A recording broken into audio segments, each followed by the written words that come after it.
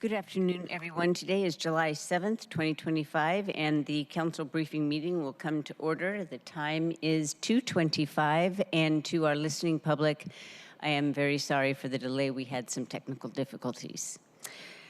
Let's see, Councilmember Saka and Hollingsworth are excused from this meeting, and Councilmember Kettle is remote today. Will the clerk please call the roll? Councilmember Strauss. Present. Councilmember Kettle. Here. Councilmember Moore. Councilmember Rink. Present. Councilmember Rivera. Present. Councilmember Solomon. Here. Council President Nelson. Present. 7 present. Thank you very much. If there is no objection, the minutes of June 30th, 2025 will be adopted.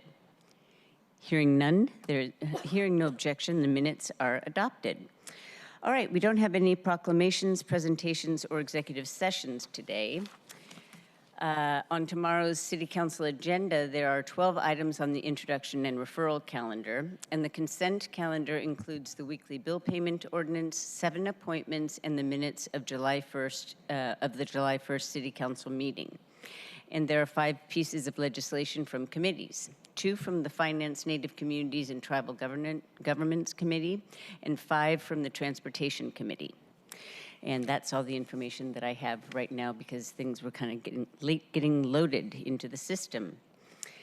And moving on to item 3, there are no proclamations again for signature today, so we'll just move right into Blue Sky, which is the preview of City Council actions, council, and regional committees. And today's roll call begins with Councilmember Strauss. Thank you, Council President. Let me get my notes in front of me here. There is no Finance, Native Communities, and Tribal Governments Committee this week. Next week, we do intend to host likely a select budget committee that would be on July 16th. I know that this is a deviation from the standard process because of the density of topics. So I know we're working with you, Council President, to figure out what that cadence is because at the end of the, I'll get to this in just a minute. No matter what the committee is next week, we are intending to take up the carry forward, supplemental, World Cup, and Workday interfund loan legislations. First, planning on briefing those items, like the mid-year supplemental budget, to be voted out of Select Budget Committee on July 30th. Second, we also know that there's a lot of interest around the B&O tax proposal, the SHIELD law, and so that will be taken up as well. And we had packaged the carry forward and supplemental budget to be taken up at the same time because it is all related. What are we carrying forward and what are we adding to this year's budget? So our team is still waiting on some information from Council President's office about whether we're going to turn next week into a select meeting or we're going to add a meeting. So I thank everyone for holding their time. Whether or not we do a select meeting or a finance meeting, everyone is welcome because there's a lot of meaty topics. Focusing in on the carry forward. The carry forward is essentially that, what is being carried forward from last year. I did note that when I was going through Legistar today, it doesn't seem as if the legislation has been referred to my committee at this time. So Council President just flagging for us to take it up next week. I do need to have that. I understand the referral process, yep, by Monday the 15th. Thank you, but I understand action needs to be taken by Wednesday of this week. To get it onto the referral calendar in advance of the 16th? That's correct. So just noting that it hasn't, all the other legislation seems like it's in order, just need to make sure that this is moved to my committee so we can take it up next week. Moving on to full council. Colleagues, I am excused from full council tomorrow as I'll be meeting with the Suquamish Tribal Council. If I can make it back, I absolutely will. We have a few items to be taken up tomorrow. We have the appointment of Director Dan Eder as the Director of the City Budget Office. Thank you, Vice Chair Rivera, for being able to speak to that. We also have the Seattle Social Housing Developer Loan. Councilmember Rink, if you're interested, mind taking that one up for me? And lastly, Sound Transit. Councilmember Saka's office and I became aware this morning of a technical fix that needs to be made to the Sound Transit legislation. Our offices are working together to chart a pathway forward, and it seems likely that there will be a request to hold the legislation for a week to ensure the maps and written description in both the memo and the resolution are correct. There were some technical errors in there. In the Sound Transit and External Committee, Sound Transit Expansion Committee will be meeting this Thursday and moving forward on acquiring a few pieces of property for the West Seattle Link extension. And in District 6, I held office hours last week. I have an odd week this week because I'm not having office hours, but that is because I am meeting with almost every single one of the neighborhood centers and their groups. So we're taking up the office hour time. Met with one group last week, and there's one that we're just trying to nail down as to when the scheduling is. So I'm continuing to meet with community members, just not with the office hours. So we'll do office hours again last week. And lastly, when I read the introduction and referral calendar today, I did notice that the public safety resolution with budget implications is being referred to the governance committee. Just stating for the record that this, in my opinion, should be referred to either the public safety or the budget committee, as those are the committees of jurisdiction. Thank you, colleagues. That is my report. Any questions? I do actually have a question about the carry forward legislation. So it'll come next week for discussion. That's correct. And then the second meeting will be on the 30th.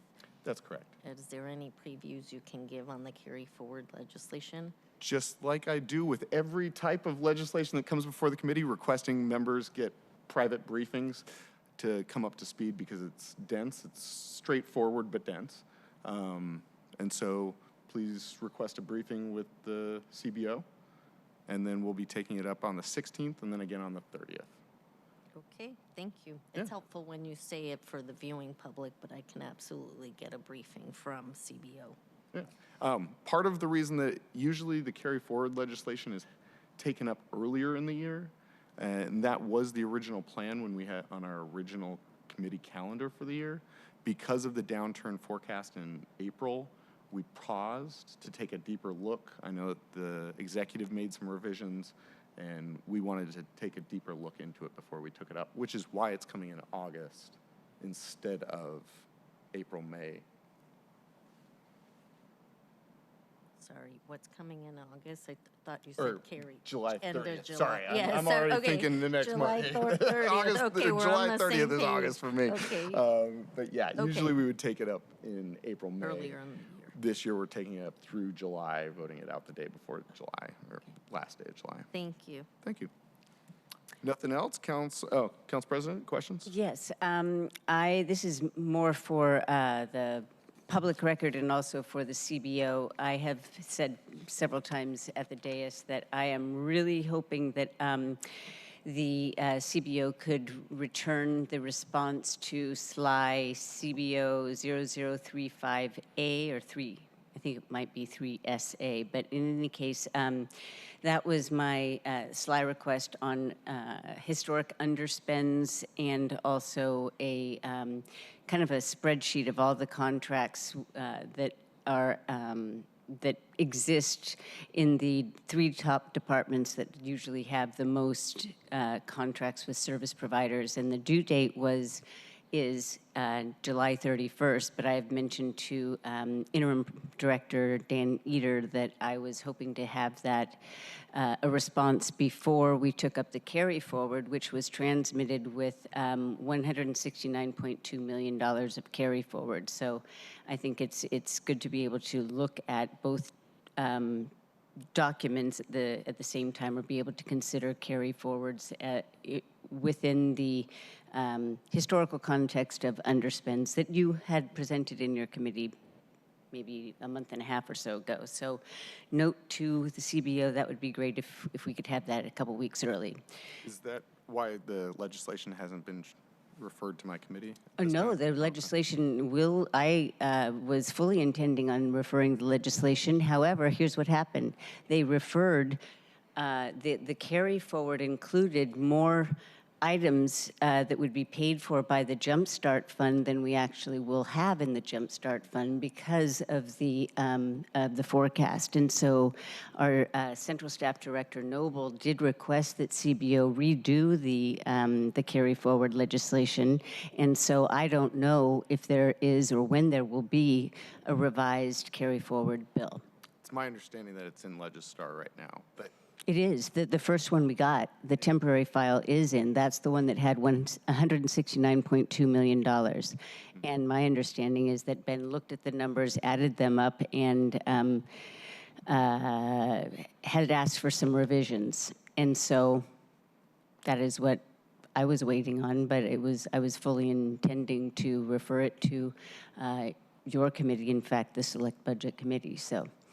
So it sounds like we're having a bit of miscommunication, because what you just explained on the record, it was my understanding as well. It wasn't just Director Noble that requested more information, it was me as well. And so my understanding was that we are ready to go now, but we can take this up offline if you'd like. We're just trying to move forward. Oh, yes, we Yeah. need to move forward, definitely. Yeah, we don't have very much time until we get the real budget legislation and maybe even the supplemental or whatever. So in any case, that is the plan going forward. But I was just answering your question because it seemed like you were thinking that I was in arrears of referring, and I was waiting for the final go-ahead that it was ready to go. Okay. Thank you. Okay. I don't know who comes after Councilmember Hollingsworth. I'm always just, and up next is Councilmember Hollingsworth. Maybe it's Councilmember Kettle, looking to the big Yes, screen that to the is side. Councilmember Kettle. Sky, Councilmember Kettle, over to you, my friend. Well, thank you, Councilmember Strauss. Can you hear me? Getting feedback, so if you turn off your computer sound. I think it's because Yeah, I'm turning off my volume on the my laptop. There you I go. get a thumbs up from you, Councilmember Strauss. Can you hear me? All right. Excellent. Thank you. I'll ignore the not hearing anything thing I'm getting on my Zoom for the IT folks. All right. So our next Public Safety Committee meeting is tomorrow, and it's we're going to be looking at again for the second look graffiti and chronic nuisance properties. We do have a number of amendments on those, and so we will work through those tomorrow in committee. Separately for this week, in terms of outside and different meetings, tomorrow I'm meeting with the DSA Policy Committee. On Wednesday, I have a walking tour with the Magnolia Community Council on the D7 side of Magnolia, the East Slope.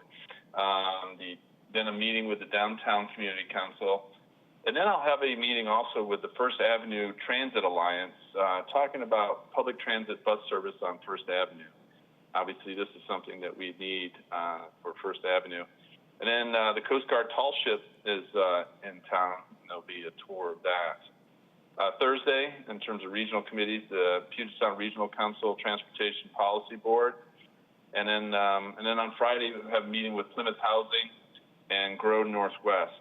And for next week, relatively quiet. I do have a meeting for my colleagues in districts 4, 5, and 6. We'll be going to North Precinct on Wednesday. And this is part of my, last year I went to all 5 about this time last year. And so doing another cycle through all the 5 precincts. That will be on Wednesday. If anybody would like to join me, they can. Please just have your team connect with my team on that. And then on Thursday is the King County Board of Health. Given my tech challenges today, I will leave it at that, see if there's any questions.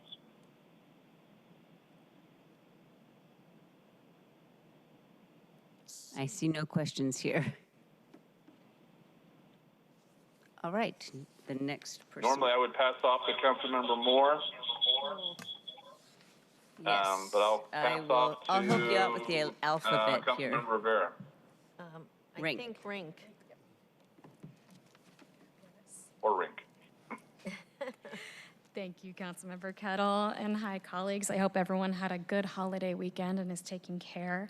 I want to start off my comments just by acknowledging the horrific flooding disaster from over the weekend that happened in Texas. And I know at this time what we've come to understand is that nearly 90 people, including 27 young girls from a summer camp, have lost their lives.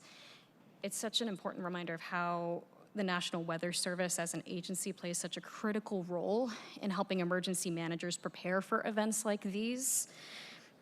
Losing staff on the federal level at NWS means less timely reporting, which can have truly devastating consequences. So my heart is with Texans at this time, and certainly looking forward to upcoming opportunities to get briefed on and better understand our own emergency management functions on the city level. Not to continue on too much of a somber note, but I also want to recognize some additional troubling instances just happening in our own backyard here, particularly related to vehicle-related incidents just this past week. From a hit and run on Lake Washington Boulevard to also a vehicle driving into Mia Posto in District 4. You know, it's just tremendously troubling, and has certainly had me thinking about the safety on our streets, how we're making better progress towards our Vision Zero projects, and certainly hopeful that when it comes to Lake Washington Boulevard, we can continue the work and finish those important traffic calming measures to make sure that people are safe. And so moving on from the somber notes, this upcoming Friday for the Sustainability City Light and Arts and Culture Committee will be meeting.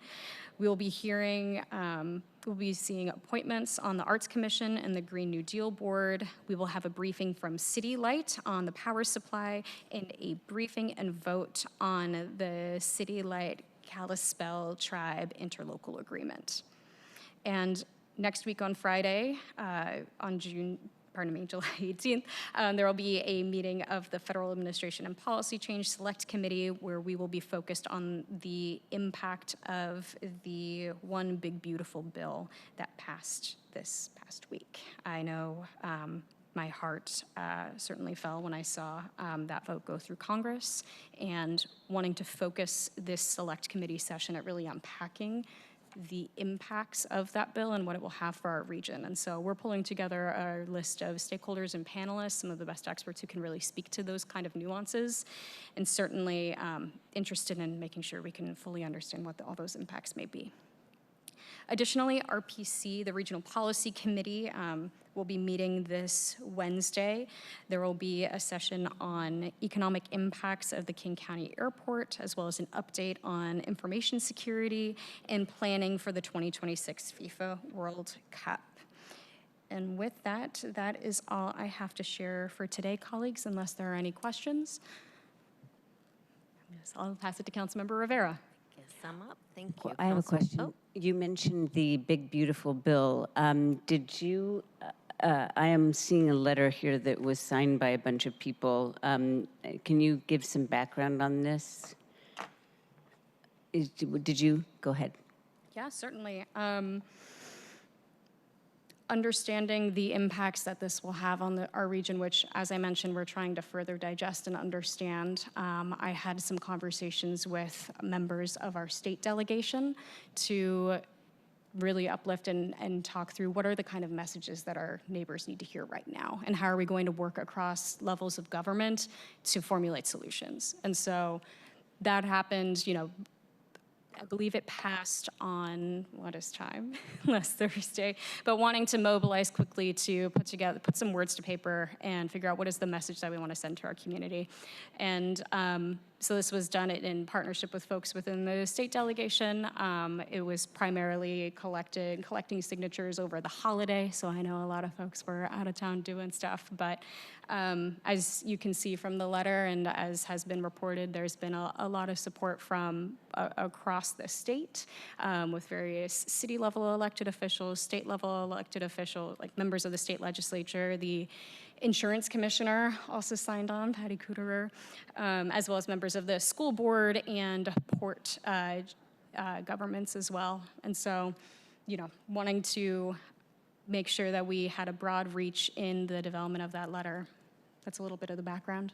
Okay, I just thank you very much for explaining. I just saw it today at 1 when the hard copy was dropped off, and there is some question about whether or not we need to disclose that council members did sign outside of a public meeting. Usually that's why we have to vote on or raise our hand and say aye that we'll sign on to letters and proclamations. And so I am just noting for the record that it is acknowledged that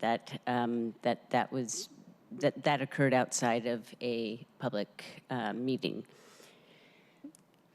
Yes, and part of, you know, we'll be seeking further guidance from the clerk on the best way to collect signatures, especially when it comes to letters that include other governments. We also learned in this process how much, you know, state legislators also have different rules around how they engage with this type of letter collection process. So it was done very quickly to try and, again, meet the moment and be responsive. You'll see much of the language the letter really speaks to just the holiday and the meaning behind Independence Day. And so wanted to quickly stand something up, but thank you for acknowledging that. We're seeking guidance from the clerk's office on how best to make sure that we are within within OPMA, and we're again working with state legislators as well to better understand how we can work with them to collect signatures. Were all council members asked to sign? No. We had quickly, again, I had done some individual touch points throughout, and I know that there was outreach throughout the state legislator world, but if anyone would like to sign on, I know there's been additional opportunities, would welcome signatures truly. But again, understanding the challenges as well, wanting to make sure that we're compliant, and then again, getting guidance from the clerk's office on how best to do this. Okay, thank you very much. It came to my attention just today, so just wanted that to be noted. Okay. Councilmember Rivera. Okay. Well, that's, all right. This week, I'm looking forward to a few things. One is tomorrow, I'll be taking a walk through the proposed Bryant Neighborhood Center in the district with residents of the area and representatives from OPCD so they can learn more about the residents' concerns and answer their questions. Out of all the neighborhood centers in the D4, this one has raised the most questions, and I've heard from the most folks about in regard to choice of this particular location. So looking forward to having OPCD there tomorrow to answer questions. I will also this week be going to former legislator Don Mason's fish fry on Wednesday. Besides being a former elected, you all know Don is an enduring activist and respected leader in the community. I look forward to the event, and I'm so honored to have been included. This Thursday will be our next Libraries, Education, and Neighborhoods Committee meeting. On the agenda this week are several appointments, 3 appointments to the Historic Seattle Preservation and Development Authority, and 5 appointments to the Pike Place Market Historical Commission. Also, this Saturday, my office is looking forward to the One Seattle Day of Service. We'll be spreading out this year with 2 of my staff volunteering to clean at Dahl Playfield, 1 helping clean up at Gasworks Park, and I'll be volunteering at Magnuson Park. Day of Service is a really great day for everyone across the city to come together and give back to our communities. I know we do this not just once a year, but it is nice to come together as the city of Seattle to do this Day of Service. So I'm looking forward to my office's participation. Also wanted to mention a significant drug arrest that occurred near the housing at Magnuson Park. An individual who was wanted for both a Department of Corrections warrant and a domestic violence warrant was arrested in possession of a large amount of narcotics, including fentanyl, methamphetamine, and cocaine, as well as a scale and packaging materials. I want to thank the SPD for their efforts in keeping the folks who live in and around and near the park safe. They are doing a lot, they're managing a lot, and they're being really responsive to the public safety needs across the city. So I wanted to acknowledge this particular arrest last week. Then next week on Monday, I'll be holding my 4th public safety walk, this time in the Roosevelt business area. These walks have proved very helpful. They're a great way for the city departments to hear directly from businesses and residents in the neighborhoods about the problems or concerns they're experiencing and to answer questions. It's a really great opportunity to have a dialogue and have that presence between the city and community. And residents get a chance to learn more about city resources, which is really important straight from the folks who are providing the resources. So really have enjoyed getting to do these walks during my time here and looking forward to next week's walk, which will include the chiefs of police and fire, as well as folks from OED, SPU, City Light, the graffiti abatement folks, and more. Next week, I'll also be having my monthly meeting with Chief Barnes. Really looking forward to his swearing in as well coming up. And then I wanted to mention two unfortunate incidents. One is the fire at the frat house at the UW. This past Saturday, the Seattle Fire Department responded to 911 calls reporting a fire on the roof and deck of a 4-story residential building in the 4500 block of 19th Avenue Northeast in the University District. When crews arrived on scene, they found the occupants were able to extinguish the small deck fire. However, upon assessing the area further, they found the fire extended into the attic void space, at which point the incident was upgraded to a 2-alarm response where more than 80 Seattle Fire Department personnel were dispatched to the scene. Firefighters were able to get the fire under control by 4:54 a.m., but it caused significant damage to the roof, the attic, and top floor. Thankfully, no injuries were reported, and the cause of the fire is still under investigation. And then, Councilmember Rink, you brought up the car crashing into Mio Posto this weekend. Police said the car, a white 2001 Chevrolet Tahoe SUV, ran a red light and crashed into the restaurant, causing minor injuries to multiple patrons of the restaurant. Police said the car was not, the driver was not arrested at the scene after evaluation showed no signs of impairment. SPD said the driver was given a citation, will also be liable for damages and medical expenses, and the restaurant will be temporarily closed for repairs. So wanted to give that information as well, and happy to answer any questions. I want to thank both of you for bringing up the vehicle accidents over the weekend. Actually, a constituent asked me about that today and was saying, why aren't we enforcing our traffic laws or something along those lines? And it's my understanding, and I'll have to check with Councilmember Kettle, who's the public safety chair, or with SPD directly, but it's my understanding that there was a decision, a policy decision made in 2022 to discontinue the enforcement of some traffic laws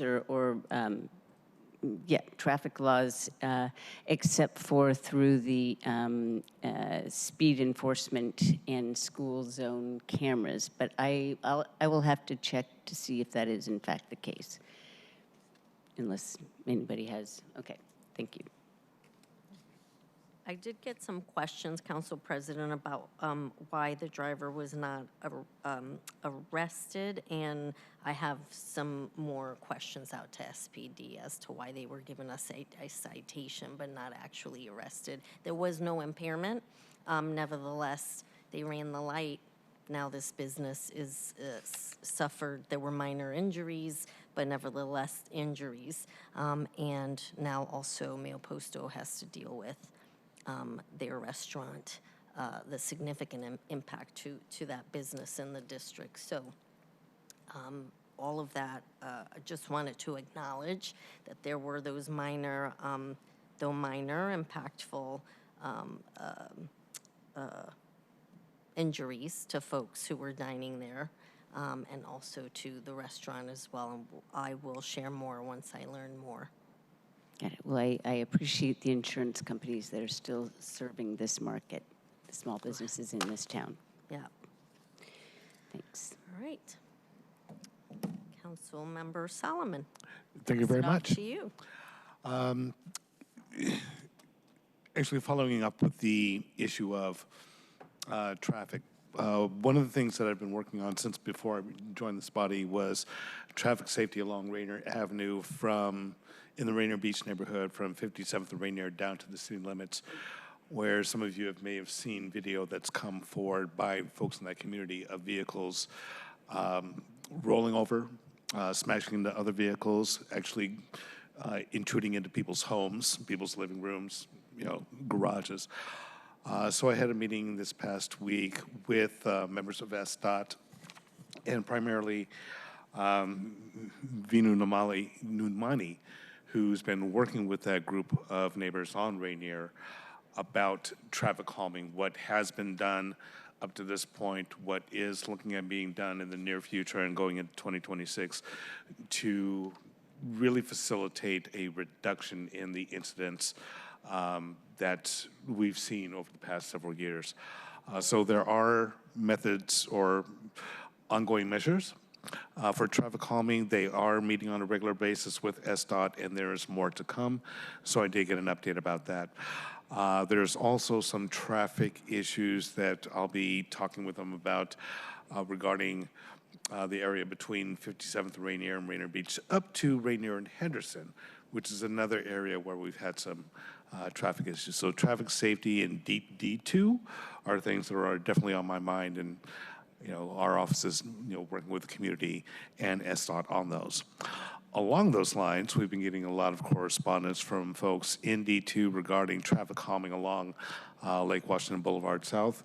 You may know that there has been some traffic calming that's been done, installing some speed humps. Money has been allocated to complete that process. The process has yet to be completed, and a lot of the correspondence we're getting is saying, get it done. Right? Again, money's allocated. Let's just finish that project and get those speed humps in to reduce speeds along Lake Washington Boulevard, to reduce incidents of, not incidents of just speeding, but also better traffic control, better pedestrian safety. So those are things that are ongoing right now that our office is working with. In terms of committee work, our next land use committee will be Wednesday the 16th at 2 p.m. Stay tuned for what we actually have on tap for that. I think we have a couple of appointments that are going to be coming forward. We'll probably be continuing our conversation on permit or design review, rather. But we're also looking at permit reform measures. And I believe, Council President, you have some ideas along those lines. We've been hearing something from the executive. So, really want to hone in on what those what those proposals are, so we can actually have something going forward and, getting enacted.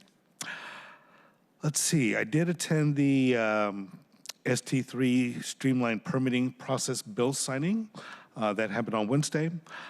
Some of the other meetings we've had in this past week are along, talking to our some of our developers, workforce housing developers on MFTE legislation and what changes may be coming there, what's being proposed, what their asks are, as well as our continuing conversation on codifying crime prevention through environmental design. I've also had a meeting with the King County Bar Association and their Housing Justice Project, looking at some of the issues that have been coming or that have been talked about around tenant right, tenant reform, landlord issues, just seeing, okay, what are they seeing, along these issues, just as we're hearing from the Housing Development Consortium as to proposed legislative changes that they may want to see. I'm also doing some information gathering to find out, okay, well, what is the problem from, from the Bar Association? What do they see as the issue? Along those lines, I also had a meeting with the Renters Commission because I want to understand from them, what do they see as the issue? If, we're getting information from folks that there's a problem with our housing providers and the housing providers are saying, here's what we need. I also want to hear from the renters as to what protections they're looking for. And I want to hear from the folks who are involved in eviction cases to find out, okay, well, what is the actual groundwork?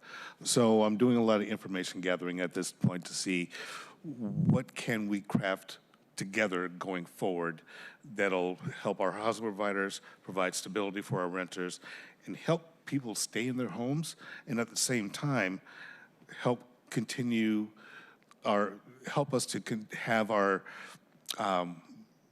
low-income housing providers to continue to provide low-income housing, because that's my goal. Keep people housed, keep our housing providers solvent. Did attend a meeting of the Puget Sound Regional Growth Management Council this past Thursday. Also met with some folks from Bloodworks Northwest, really wanting to understand how can they promote more members of the African American community to actually be blood donors. You know, what are the barriers? What can they do to incentivize it? And how can we help push the word out? And I did make a commitment to them that if they've got upcoming blood drives that they want to publicize, we would definitely be happy to put that information in our newsletter. Excuse me.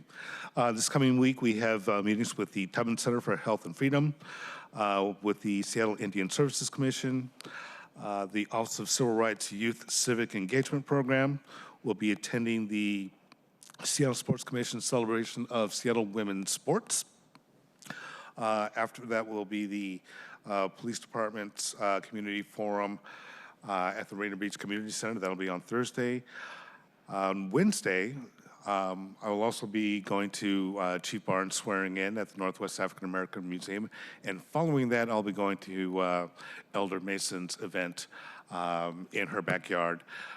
Because I'm a co-sponsor of that event, so I guess I better be there. So I will definitely be there Wednesday. And I think that's all the updates I have for you all right now. Are there any questions? I have a question on Rainier Avenue. Yes. You said that you were talking to constituents today about safety issues, and when you were talking about the first segment that you addressed, the one that goes to the city limits, what is the road configuration there? Is it 2 lanes each direction? It's 1 lane. It was 2 lanes. It is 1 lane each direction with a center turn lane, which the center turn lane is being used by a lot of drivers as a passing lane, which has led to a lot of the traffic issues. So one of the fixes, if you will, is to put some kind of barriers in that center turn lane to prevent folks from using that to pass. At the same time, realizing that people do need that center turn lane to turn into their own driveways, especially the people that live on the lake side of Rainier Avenue. They've got to be able to make a left turn going southbound so they can actually get into their homes. So how those barriers are going to be spaced is something that Department of Transportation is working with the community to figure out. There's also the proposal to put in a roundabout right by Lakeside Park, where if you know where Pizzeria Puccinella is and Taylor Creek, you know, that particular thing right off of Cornell, looking at doing some kind of a roundabout to, again, slow folks down, because there is no traffic control at all between 57th and Rainier until you get to almost Renton. So you're looking at several miles of roadway with no traffic control. So one of the ideas is flashing crosswalks on the northern part of that stretch, traffic calming island right in the middle of the stretch, and then possibly looking at working with King County and their roads department on some other kind of traffic control that can happen further south when you get from basically Lake Ridge, Avenue down to basically where Clutch Cannabis is. I mean, that's the next stoplight. Got it. So it's a long, stretch of uncontrolled right. speeding. Got it. Yep. Thank you. Any other questions? Okay.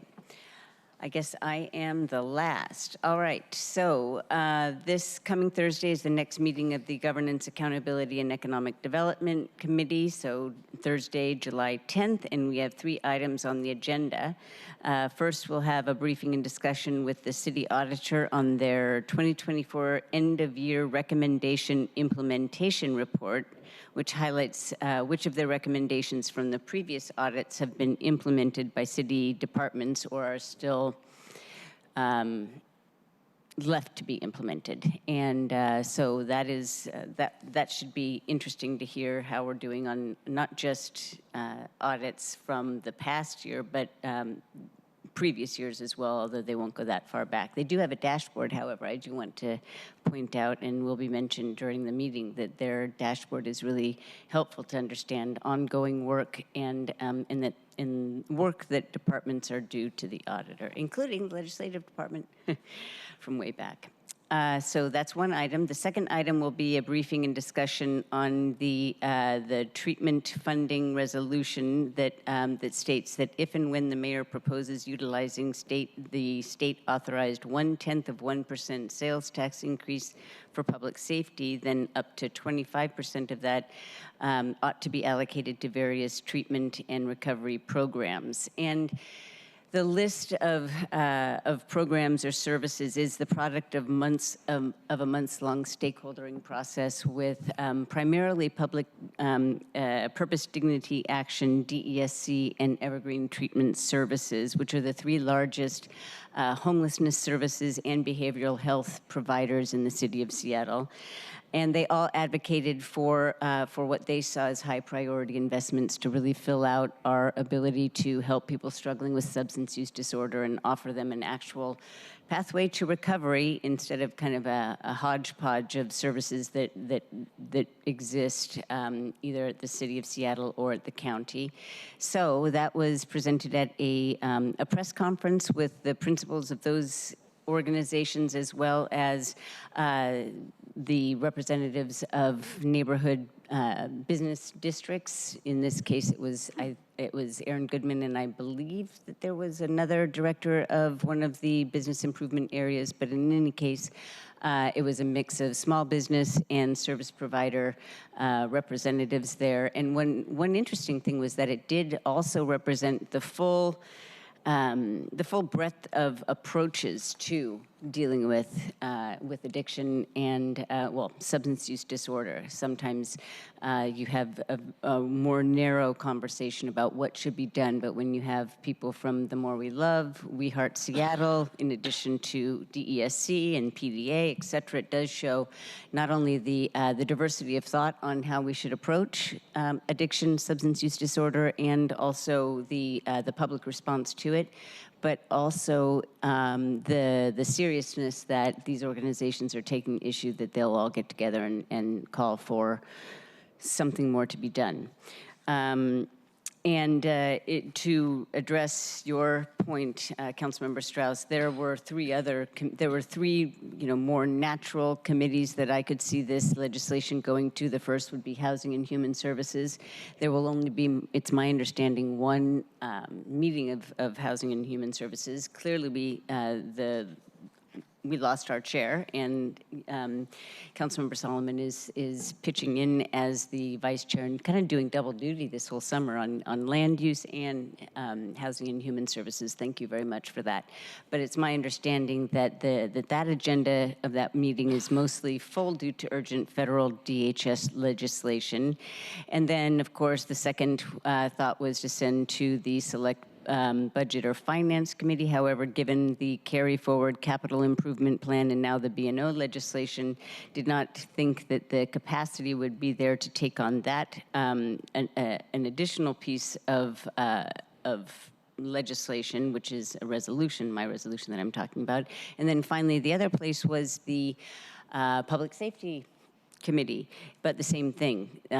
Absolutely full. Pretty much every committee is really doing their darndest to get through what's on the legislative plate before we head on into budget. And so that is why it ended up in my committee, partly because of the natural link with the fact that the support for expanded access to substance use disorder treatment has been carried by a lot of the neighborhood chambers and business districts, but also because there is room in my committee, and I have been really focused since day one on this issue, and starting in 2022, trying to get a budget item passed that would have allowed for the city just to write a check to treatment facilities for the referral of individuals that our caseworkers bring to the city's attention or to the treatment facility's attention. So that, failed on 2022, but then got into the 2024 budget at $300,000. That's having some success and saving some lives, but that was followed by my effort to get, and thank you very much to the chair of the budget committee last year, because I was able to secure enough money, well, about $400,000 for Evergreen Treatment Services to purchase another mobile medication van to serve people suffering from opioid use disorder right where they are in some of the hotter spots in Seattle, like Little Saigon and 3rd and Pike and Pine area downtown. And then, of course, also really championing the recovery-based services within actually permanent supportive housing, and that was brought up as very much needed in the audit that was presented in my committee last July on the concentrations of the overlap between overdose and crime. So it's been a topic that has either been in my committee or front of my mind for a very long time. So that is why that decision was made. Council President? And I'm not finished. Could you wait until I'm, yeah. And the third item in our agenda is on Thursday is the, hold on a second, a briefing and discussion on the new council rules package. This is a biannual process to review and, if desired by council members, revise the existing rules, and my team and I have been working with central staff, the city clerks, and law to draft this package of 18 changes, the vast majority having come from central staff or the city clerks. So this was the rules, a draft of this legislation was circulated to all of you at the beginning of last month, and I thank everybody who provided feedback, which we were able to take into consideration before presenting this final draft. So because this concerns the whole body, I am inviting anybody to participate in the Governance, Accountability, and Economic Development meeting this Thursday at 2 o'clock to continue. If you have any amendments, I haven't looked at the latest list, but if you have any amendments that you want to advocate for, by all means come on down to our committee and or just listen and comment on the docket. So again, but that will be the first discussion, and then it will be voted out the next committee, and I don't have that date at top of mind right now. All right, so moving forward, I hope everyone had a restful and relaxing time this past weekend with friends and loved ones. On Wednesday, this coming Wednesday, I'll be attending the Office of Civil Rights Youth Civic Engagement Program celebration here at City Hall, and the event will recognize 20 high school students who participated this spring in the program for their leadership and engagement in local issues. Emphasis. And on Thursday, I'll be attending the Seattle Sports Commission's celebration of Seattle women's sports. Looking forward to seeing leaders and representatives from the Seattle Storm, Reign, and our new pro women's hockey team. And I will be joining Councilmember Rivera and perhaps other people at Elder Mason's. I think that you were going as a co-sponsor or supervisor. At the fish fry this coming Wednesday as well. And there, I'm sure I'm forgetting some other things that are going on, but it's a busy time of year. So, are there any questions or comments? Yes. Council President, just wanted to repeat back what I think that I heard regarding your resolution, which is really a budget resolution. You're speaking about how we're funding different programs in our city. Did I hear you correctly that you made the determination on my behalf that my committee was full? I will have to check with staff and find out if there was a staff-to-staff communication on that. Because you did not ask me, and you made that decision on my behalf without conferring with me about my own committee. You took the agency out of my role as the committee chair regarding a budget topic.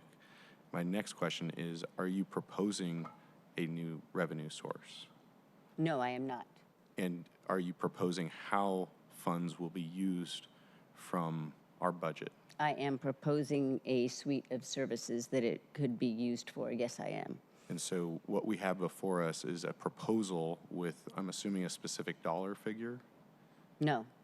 You are It is proposing. anticipated.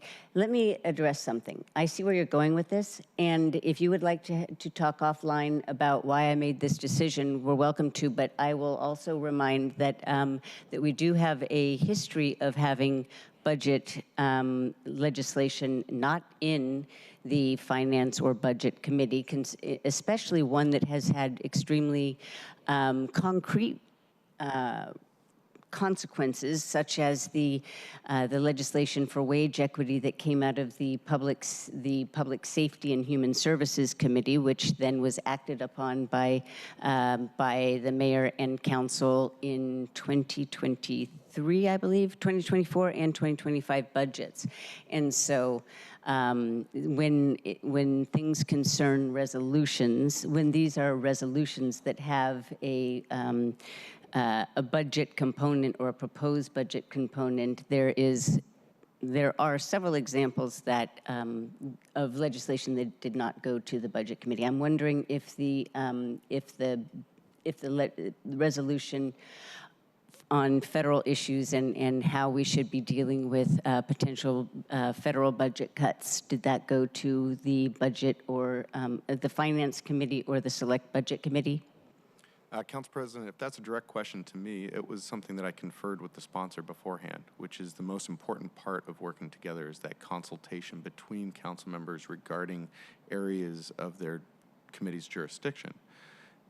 At the end of the day, it doesn't matter where this resolution goes. But colleagues, I urge caution in asking for funding, especially without proposing new revenue in this year, and doing so out of sequence of receiving the budget, because the suite of services could or could not be included in the mayor's budget in the first place. No, I have been in consultation with the mayor's office, so this is something that I do know was likely not going to be in the mayor's budget. Council President, I'm going to request that you stop interrupting me. This is the third time, just this one meeting. I am saying at a more macro level, it doesn't matter what the program or what the program is. And I had this same conversation with Councilmember Rink earlier this year of proposing funding out of cycle without the full context of the budget is not good practice. It's not good governance. And to furthermore be proposing to spend money from a revenue source that we're also in this resolution not saying that should go forward. I'm just seeing a lot of red flags. I'm going to bring us back out to the macro level, though, which is proposing funding out of sequence can set us up for bad situations in the future. That's all I'm saying, and a request for consultation. That's it. Councilmember Rivera.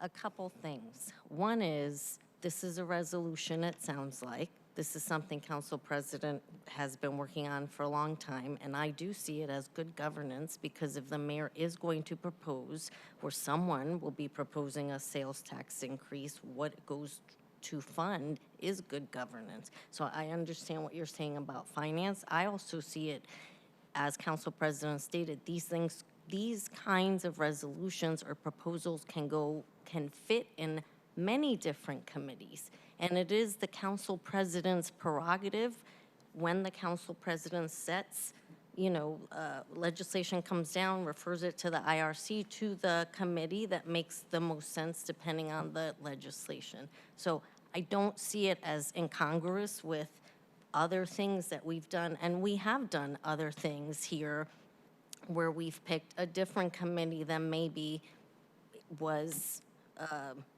what folks were thinking would be the quote-unquote most natural, depending on what it was. That has happened, and people have actually proposed funding sources for things in the past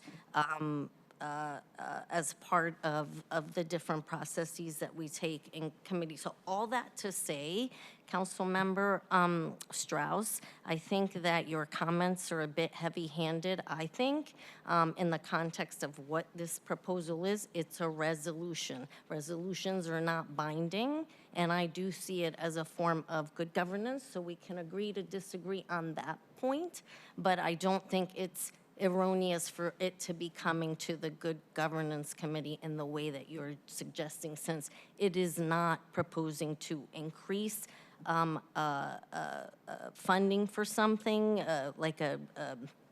it is a resolution that says if we bring a funding source, we want to have some focus on behavioral health and addiction, which I think is a very worthy cause in the context of all the things that we're seeing on the ground right now and all the issues that are related to homelessness and housing and a myriad of other folks that people are experiencing.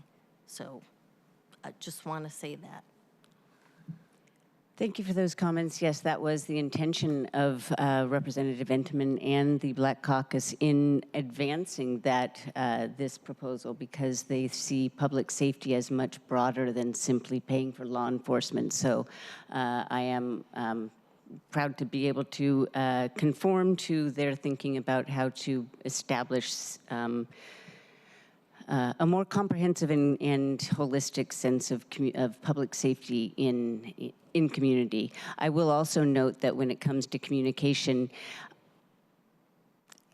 you held a discussion in the Finance Committee on new legislation that hadn't even. You scheduled that discussion in the Finance and Native Communities. Tribal governments, I'm sorry, I'm getting the name of your committee wrong, but it was scheduled before that legislation was even transmitted, and or before I think that our colleagues had seen a draft of it, which I think that we saw that day or the day before. So it was, there was some assumptions taken on your part and perhaps the executive's part that would end up under your purview, either in finance or the select budget committee. But again, there wasn't any, conversation, and I chose, to me it made sense, and so I decided that, I didn't know where else it should go, so I went along with that. But it's always a good reminder that more communication is better than less. I agree. And I would also say that requesting funding for programming in this year should likely come along with a revenue source. Oh, there is a stated revenue source. The stated revenue source would be the anticipated 0.1% increase in the sales tax that Mayor Harrell did mention he was interested in pursuing in the press conference on the B&O proposal.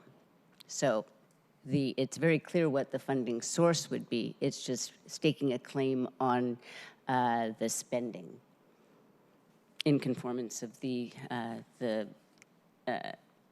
But you are the not. sponsors. Let's now cut. I think that this has gone far enough.